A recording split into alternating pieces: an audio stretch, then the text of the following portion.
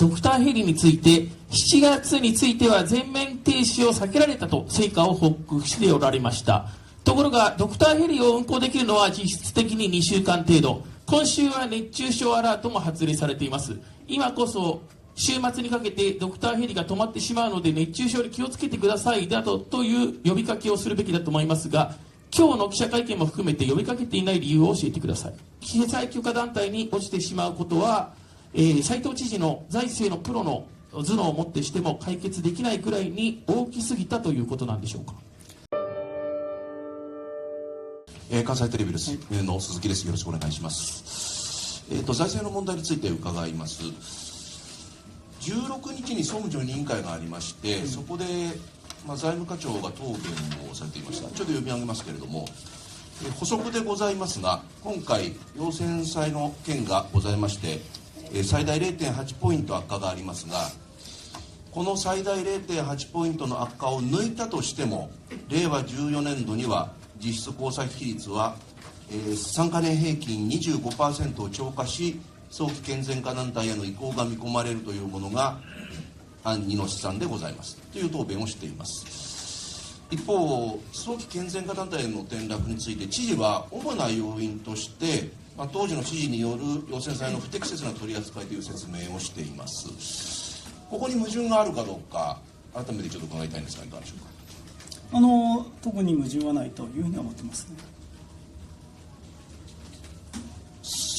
ただ財政課長はそういうふうに答弁しているわけで、一体これでどこが主な要因と言えるのだろうかということで、これ斉藤知事に有利な方向に県民世論を誘導していることになりはしないかという指摘もあります。風向きを変えたいと、そういうことなんでしょうか。なんていうんですかね、財政運営については私自身もできるだけ自分の方ですね、説明をさせていただくということに努めておりますし、一方でこのご指摘いただいた点ですね、資料についてもオープンな形でやらせていただいておりますので、そこは県民の皆様にできるだけ情報を開示する形でお示しするようには努めていますから、それは引き続ききちっとやっていくということが大事だと思います。こういう答弁をした財政課長に、斉藤知事の厳しい指摘がないことを願うのみなんですけれども、不適切な指示をしたとされる井戸前知事に聞き取りをする予定はあるのでしょうか。そこについては今後ですね、法に抵触する恐れのある地方債を発行するに至った経緯やプロセスというものをやはり明らかにしていく意味で、一定の検証は必要だというふうに思います。当時の関係者からのヒアリングというものも、場合によっては必要だというふうに思いますけれども、そこのやり方については今後検討会の下に設置する、検証のためのチームですね、部会において、どのように進めていくかということを、ご相談しながら対応をしていくという形になろうかと思います。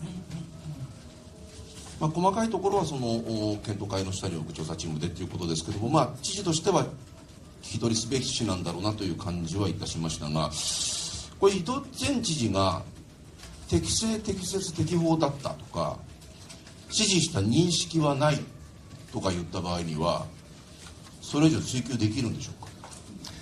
大事なのはどのような経緯プロセスでこのような結果としてですね、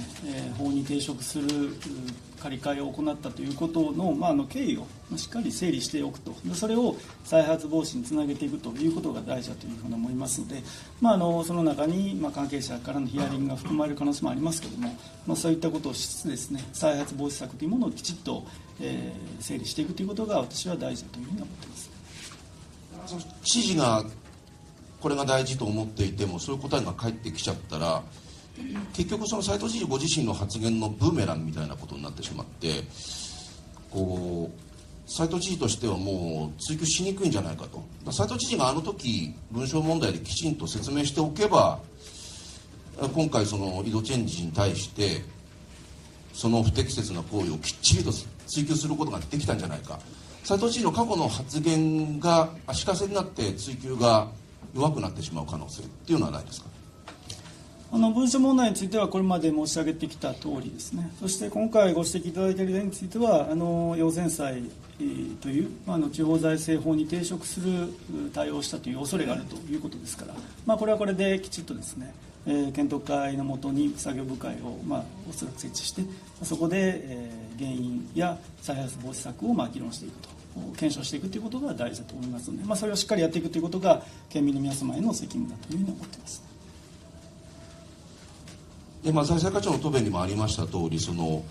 やっぱり本当の要因、主な要因というのはやっぱり金利上昇なんだろうということが分かってきているところです。これ平たく言えば、過去の借金が多すぎて、それは斉藤知事は井戸県政までのっていうふうにおっしゃりたいのかも分かりませんけれども、過去の借金が多すぎて、借り換えをするときに前の低い金利ではもう借り換えができないとか、新しくお金を借りるときに低い金利では借りられない、そういう話だと思うんですけれども、財政のプロと言われた斉藤知事にぜひお伺いしたいのが、これ兵庫県の個別的な話は置いといて、一般論として金利が急上昇するっていうのが見えたときに行政としてはなすすべがないのか、あるいは何か手を打つ方法というのはあるのかどうかというのを教えてください。一般論です。予選債における影響に加えまして、文書造林事業や地域整備事業における、処理をしていくことによって、検査管理基金というものが、少なくなる面がありましたので、そういったところは指標への影響が及ぼしていると。そして過去からのやっぱ負債の積み重ねが、金利上昇局面において交際費のやはり増につながってますので、そこが財政への影響が出てきているということです。金利動向というものはかつてはやはり低金利時代が続いてきてですね、その時はこの状況が引き続き続くだろうという状況の中で、みんなが兵庫県でいうと、積極的な公共投資などをしてきたという面がありますけれども、やはりいろんな環境変化や経済の状況によって金利上昇というものが急に起こってくるというのがありますので、それは今回も同様な状況があったと思いますから、その金利上昇の局面においてですね、ですから我々はそれを踏まえて、今回、交際費負担適正計画をきちっと策定するということによって、持続的な財政運営ができるようにプランニングをしていこうということになりますので、それはそれぞれの自治体が置かれている状況ですね、借金や交際費がどれぐらい財政に占める割合があって、それが金利上昇や低い局面においてどのような状況や影響を及ぼすかということをそれぞれ判断した上で財政運営における対処していくということが大事だというふうに思いますね。前に議会での指摘がありましたけれども、なんか30年債とかそういう超長期のものに借り換えるということって、これ一般的にできるものなんですか、そういうことって。市場公募であったりとかいろんな資金調達の手段があると思います。金利が低い状況においては他の自治体においても超長期債ということで30年債というものとかそういったものを発行するということは資金調達のやり方としてはありえます。兵庫県ではそういう対策っていうのは何かされたことはあるんですか。今そこは手元に資料がありませんのでまた財政の方から説明などをですね、させていただきたいというふうには思いますけれども、それは一定超長期債というものは必要に応じてやってきているというふうに思います。財政のプロの斉藤知事なんで、斉藤知事の方からこういうのってやってるかっていう声かけはするのかなと思ったのですが、ちょっと次に行きます。で、8月に記載許可団体になることがもう確定状態です。で、2030年に早期健全化団体の恐れっていうのが出てきているわけなんですけども、県民生活への影響を、なるべく減らしたいというのは知事もお考えだと思うんですけども、この健全化団体からの増税なしで切り抜けた自治体っていうのも過去には、市町村ですけどもね、ありますけれども、そのあたりについて知事こうしていきたいみたいなものがあれば教えてください。これから交際負担適正化計画の策定ですね、そして、令和9年度におそらく具体的な歳入歳出改革を策定していくという形になると思います。もちろん令和9年度当初予算編成においてもですね、一定の歳入歳出の改革の取り組みというものはできるものはしていくという形になると思いますけれども、具体的な歳入の確保であったりとか歳出の改革というものは、これからしっかり議論していくという形になると思います。斉藤知事としては県民負担についてはこうしたいという、政治家斉藤元彦という立場からは、こうしたいというものは何かありますか。この件については兵庫県としての、行政としてのプランニング作りになりますから、これから兵庫県としてですね、検討会での議論を踏まえながら具体的な歳入歳出改革をどのようにしていくかということを積み上げながら議論していくという形になろうかと思いますね。県民負担について目標を掲げるっていうのは別に間違っちゃいないと思うんですが。まずは計画作りを8月目途にしていくということ、そしてそこで総論の大きな方向性が示されますので、その中で、歳入歳出の面においてどのように改革をしていくかということを、県民の皆様にも一定お示ししながら議論と積み上げをしていくということが大事だというふうに思ってますね。思います。はい、他にございますでしょうか。松本さん。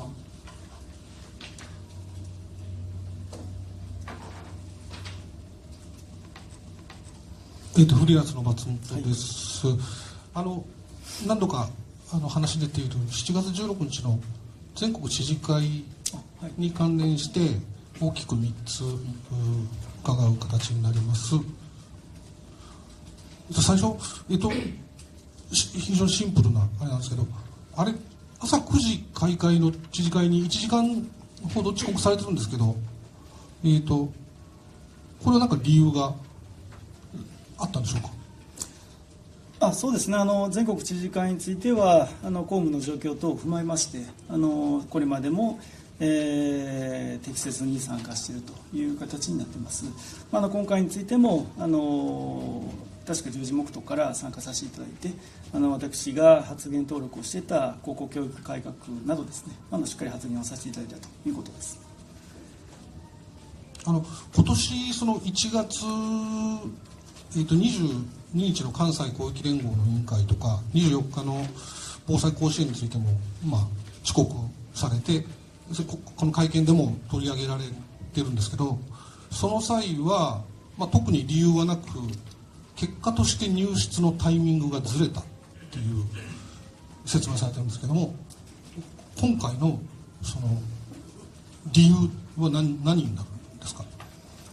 前日等の公務の状況を踏まえましてどのタイミングで参加するかということはこれまでもですね総合的に判断させていただいています。今回については高校教育改革というものを発言エントリーをしてましたので、それに見据えて10時から10時頃から参加するということでもともと予定しておりました。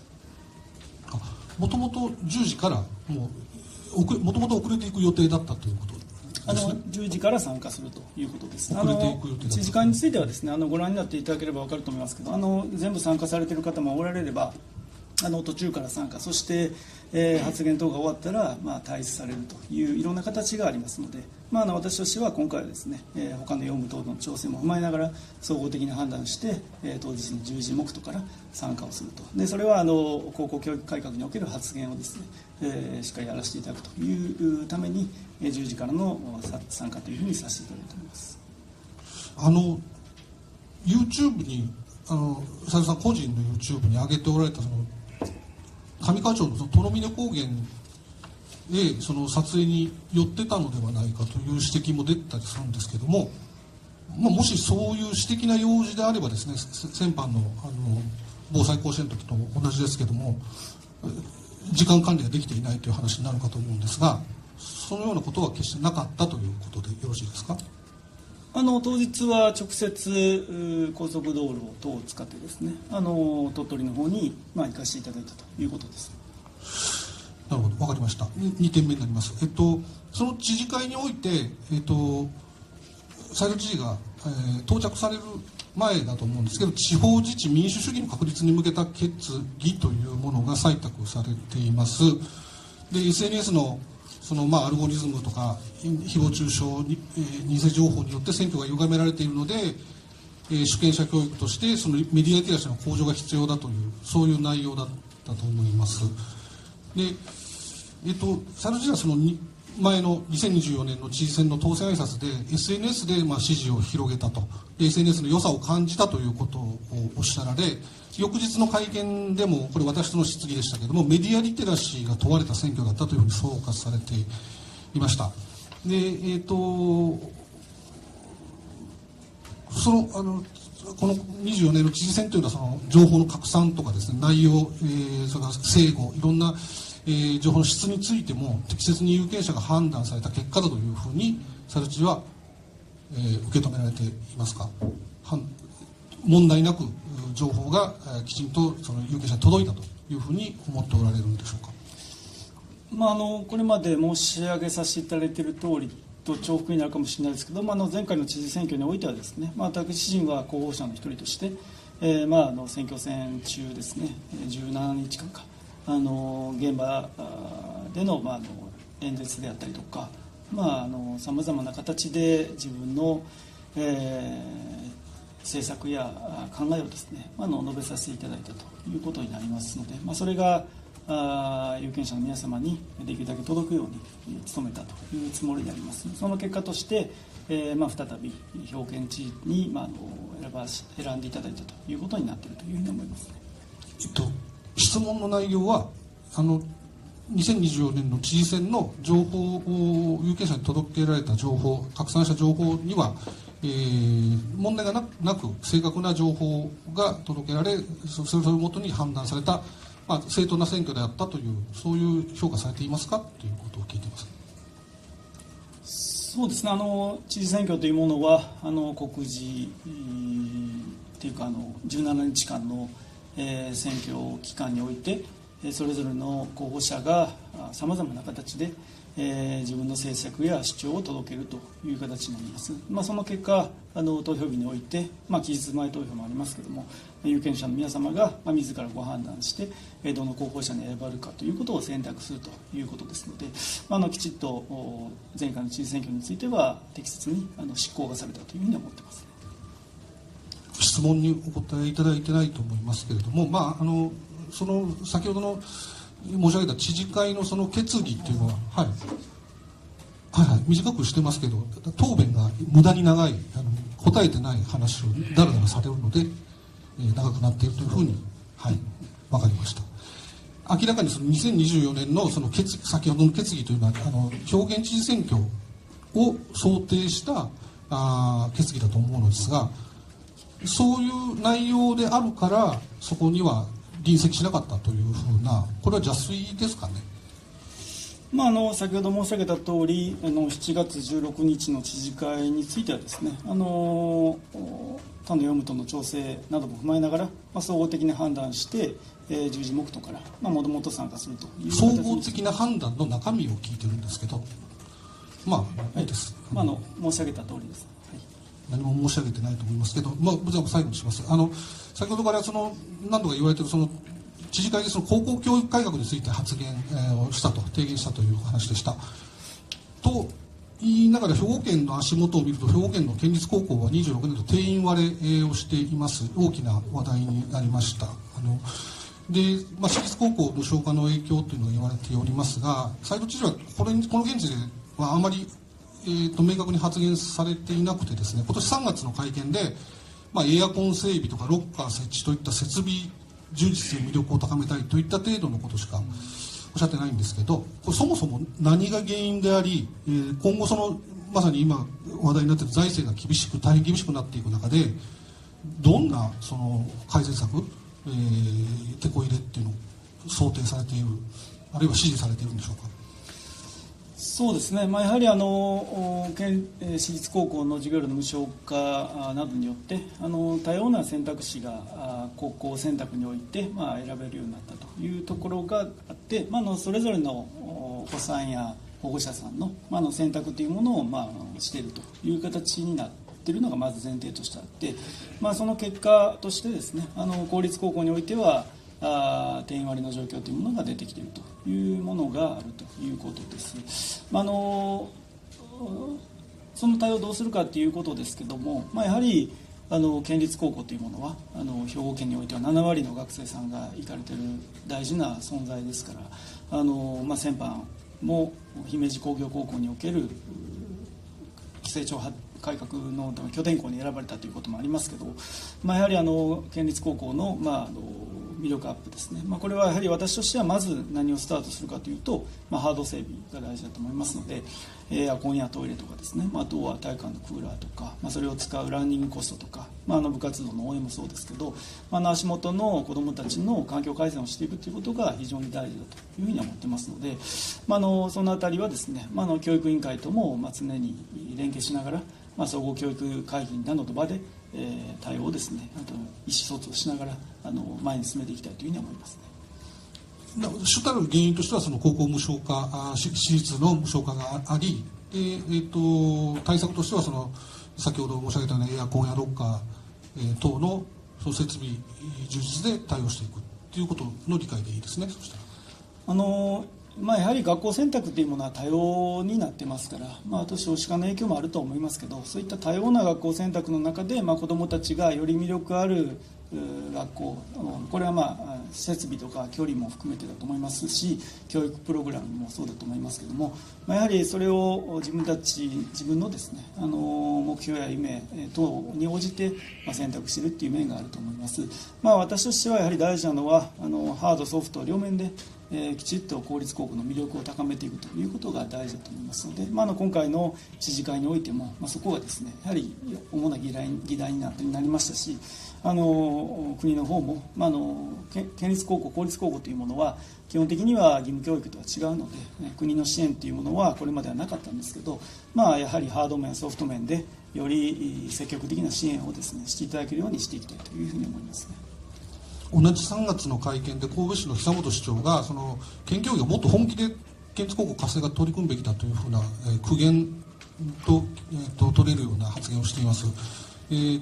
それについてはまだ何かコメントもされてないと思うんですけど、今おっしゃったようなことですかね。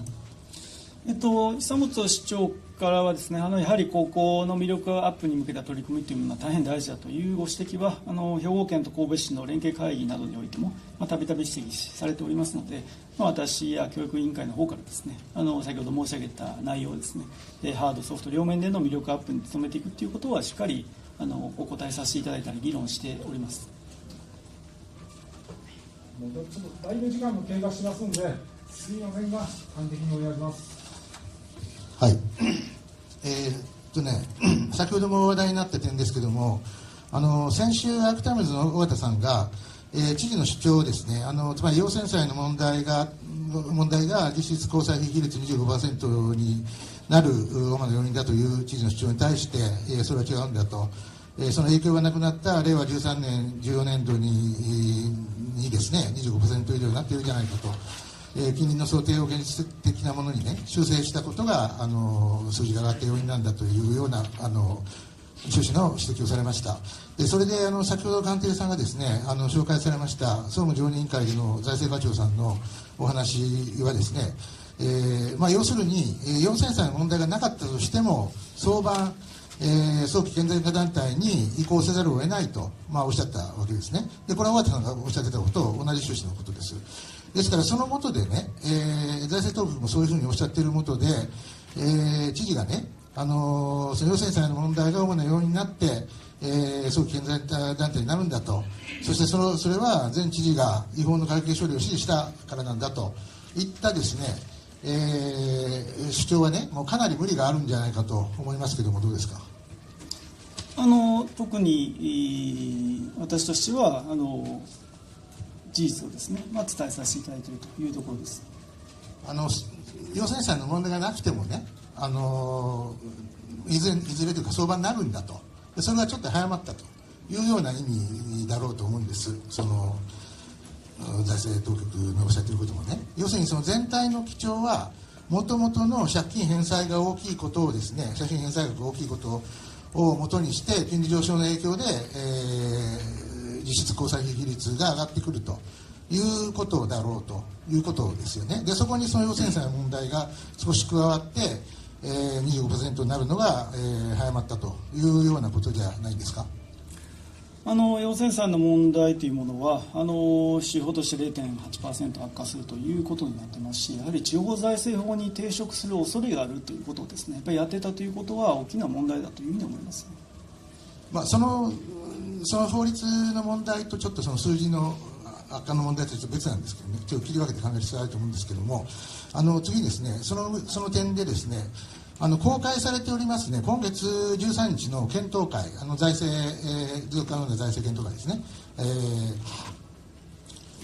議事要旨を見ますとね、知事が冒頭にその陽性者の問題をお話しされたにもかかわらず、よろしいですか、この検討会でこの陽性者の問題に言及されたのはね、その議事要旨を見ると5人の委員のうちのお一人だけなんです。4人は全くされてないです。でそのお一人もですね、委員というラルフレットの表記ですけどもね、こんな感じで言ってるんです。要請債の問題はね、望ましい手法ではなかったことは明らかだと。で実質交際費比率の修正が必要になったことは非常に残念だったというふうにとうとうおっしゃった上でですね、その件は、過去の検証は一定程度必要であると。しかし限られた行政資源を過去の検証に大量投入するよりも今後の行財政改革に重点的に振り向けるべきだと。現在は交際費負担適正化計画の策定が最優先課題であり、ね、常に優先順位を意識しながら人的資源を配分すべきだというふうにおっしゃっているので、つまりその検証しようというですね、知事に注文をつけられたということです。ですね、こういったですね、検討会のこの日の予選祭に関する、ね、この日の検討会の模様は知事どう感じておられますか。予選債の取り扱いというものは当局側から説明させていただいて、やはり不適切な財政運営だったということを説明させていただいております。これからやはり、この問題というものはやはり地方財政法に抵触する恐れがあるということもあります。もちろん委員の中からこれからの歳入歳出改革に注力すべきだという意見があったということは承知してますし、それは大事なポイントだと思いますが、一方でやはり地方財政法5条等に基づいて総務省から記載強化団体に別途指定されるというリスクもありますし、その際には原因と再発防止策を総務省に公文書の形で報告書を出すということが必要だと思いますから、私としてはやはりそういったことも踏まえて対応していかなきゃいけないと、何よりもやはり県民の皆さんにとって、それが指定されなくてもですね、やはり再発防止含めた原因究明をしていくということがやはり県民の皆さんにとっての、説明だというふうに思いますので、そこはしっかりやっていくということが大事だというふうに受け止めています。それも検討会でも最後にそこは説明はさせていただきました。検討会全体としてはね、この問題が、早期健全化団体に陥る要因だなんて誰もおっしゃってないんですよ。先ほど発言された方もですよ、お一人という方も含めて。でそもそもですね、その4人の方は何もおっしゃってないわけですから、大部分はね、関心すら持たれていないのではないかというか、相手にされていないといいますかね。でその言及された方もそんな検証に力を注がない方がいいんじゃないかというふうに提言されているわけです。知事は力説されてますけど、さっきからね。でその知事の意向はこの検討会の先生方の意向とね乖離してるんではないかという感じがするんですけどもね、そこはどうですか。そこは乖離しているとは思ってはいませんね。検討会においても十分問題意識というものは持っておられると思いますし、私はやはり歳出歳入改革というものも当然これから大事なポイントだと思います。それは委員の方にもしっかり議論いただきながらやっていくということが大事だと思いますが、やはり資材法違反の恐れがあるということをやったということはやはり県民の皆さんに対して、きちっとオープンに検証していくということが大事だというふうに考えています。肝心のね検討会の先生方もそうですから、もう少なくともねその企業先生の問題が早期健全化団体転落のね要因なんだといったような主張はねもうやめた方がいいんじゃないかと思います。それでその上で次の質問に入ります。元県民局長はですね、意思を持って抗議するという言葉を残して亡くなってから2年経ちました。この間2週連続で質問できなかったのでちょっと今になるんですけども、知事はね告発文書問題の対応は適正適切適法と何回もおっしゃってきて、最近少し言い方が違いますけども適切だという発言はずっと今も繰り返されておりますね。でそこで改めてお聞きしますけども、人が亡くなってねどこが適切なんでしょうか。正面からお答えください。その件については先週来お答えさせていただいております。県としての対応についてはこれまで申し上げたという通りです。元県民局長におかれましてはですね、亡くなられたことに対するお悔やみと、そして県政に対するご尽力に感謝申し上げたいと思います。人が亡くなってどこが適切だったのかというふうなことを私は聞いたんです。それ何にも答えておられませんよ。答えられないんですか？その件についてはこれまでお答えさせていただいたという通りですね。そんなこと答えてないですよ、これまでどこでも、ね、このね、要するにその県の対応と県民局長の死の亡くなられたことの関係を私聞いてるんですよ。ちょっとおっしゃってもらえませんか、それどう思ってるか。これまで申し上げさせていただいた通りですね。県民局長はね、告発者探しをされて、公開の場で嘘発表公務員失格と罵倒されて、懲戒処分をされ、プライバシー情報を勝手にルフされて、そして意思を持って抗議すると、百条委員会は最後までやり通してほしいとの言葉を残してね、実施されました。県民局長を追い詰めていった知事らの対応が大いに関係していると思うのが自然だと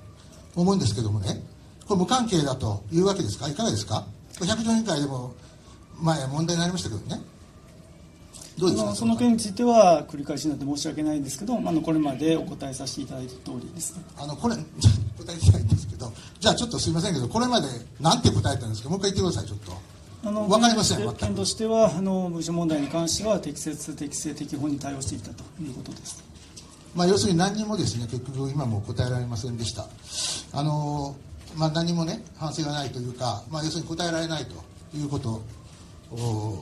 だと思いました。以上です。はい、じゃあ最後一人、千代さん。選挙長千代です。よろしくお願いします。斉藤知事は中止せざるを得なくなった兵庫県のドクターヘリについて、7月については全面停止を避けられたと成果を報告しておられました。ところがドクターヘリを運航できるのは実質的に2週間程度、しかも月の前半が止まるとか月の後半が止まるというのではなくて、運航できるのは毎週月曜日から水曜日まで、毎週木曜日から日曜日まではお休みするというスケジュールになっています。7月はほぼ1ヶ月にわたって毎週木曜日から日曜日までお休みだというのであれば、週3日ほど飛ぶだけマシではあるものの、これでは1ヶ月にわたって支障が出ている状態に変わりがありません。今週は熱中症アラートも発令されています。今こそ週末にかけてドクターヘリが止まってしまうので熱中症に気をつけてくださいという呼びかけをするべきだと思いますが、今日の記者会見も含めて呼びかけていない理由を教えてください。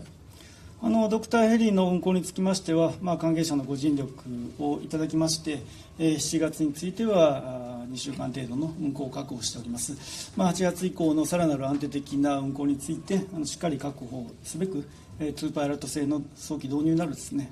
尽力をしていきたいというふうに考えています。暑さが厳しくなってきておりますので、県民の皆様におかれましては熱中症対策ですね、しっかり十分に留意いただきたいというふうに思っています。県民に命の危険が迫っているにもかかわらず、 YouTube で7月20日に斉藤知事が呼びかけたことは、殿峰高原や峰山高原のように暑さが穏やかで過ごしやすい高原もございますでした。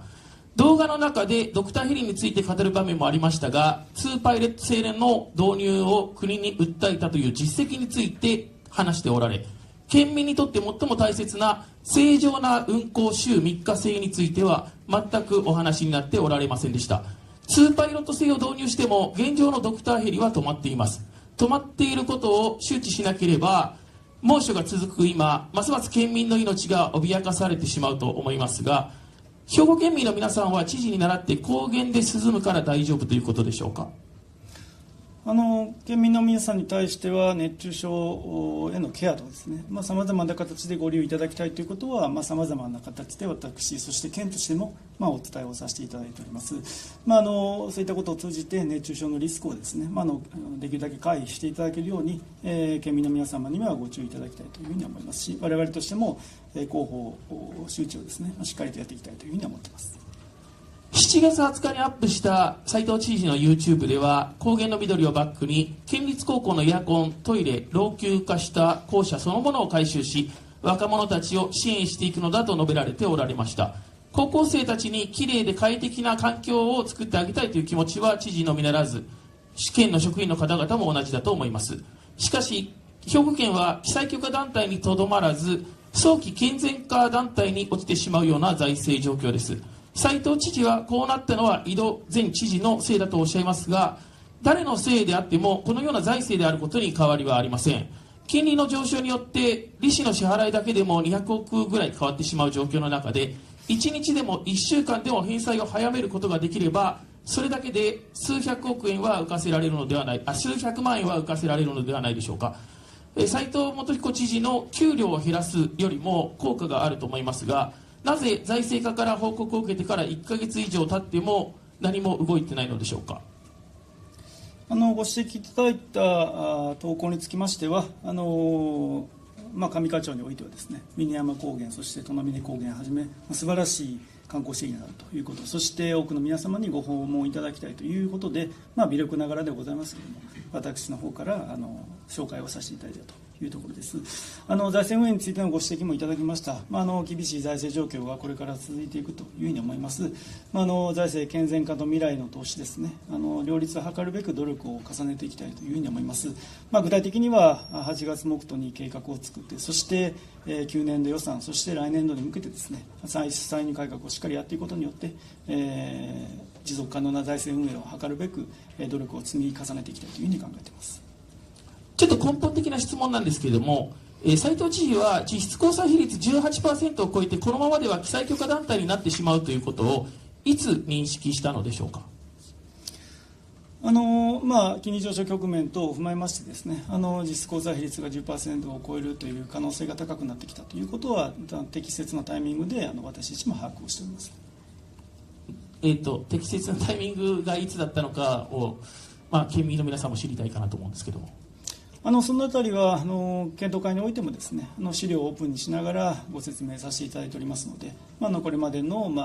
経緯、それから指標の在り方についてはもうすでにオープンにさせていただいておりますから、そこで県民の皆さんにご理解いただけるように努めていきたいというふうに思います。早期健全化団体になってしまうということを認識したのはいつでしょうか。今回の検討会の、議論においてですね、早期健全化団体というものに、移行しうるリスクがあるということを、私自身も認識したというところですね。ということで最近ということですね。ありがとうございます。斉藤知事は財政のプロとして鳴り物入りで知事にやられたと思いますけれども、今も斉藤知事を支持する人たちは、斉藤知事が井戸前知事時代の隠された負債を表に出したことをもって敏腕すぎると大絶賛しています。そんな敏腕な斉藤知事をもってしても、井戸前知事の隠された負債なるものを解決できず、記載許可団体に落ちてしまうことは、斉藤知事の財政のプロの頭脳をもってしても解決できないくらいに大きすぎたということなんでしょうか。財政運営というものはやはりかなり長期にわたってさまざまな課題が兵庫県においてもあったということです。私自身はこの場でも述べさせていただいておりますけれども、文書造林事業や地域整備事業などですね、それを把握するために先送りせずできるだけ早く課題解決をしていくという旨でこの間対応させていただいておりますので、財政運営についてはこれまでもですね、その改革に向けての、自分なりの努力は進めてきたということでありますけれども、今回、財政運営検討会の中で、財政状況というものがやはり厳しさを増しているということがありますので、これについては、これまでの経緯をですね、しっかり踏まえつつ、この間、やはりの取り組みをですね、これからもしっかりやっていきたいというふうに思っています。なるべく早くっていう今おっしゃっていただきましたけれども、それでも1ヶ月ぐらいかかるっていうのは、そういうスケジュール感ということですかね。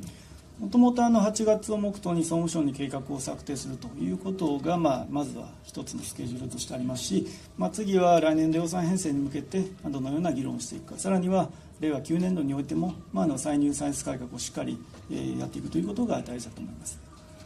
ありがとうございます。以上で会見終了させていただきます。ありがとうございました。はい、ご苦労様でした。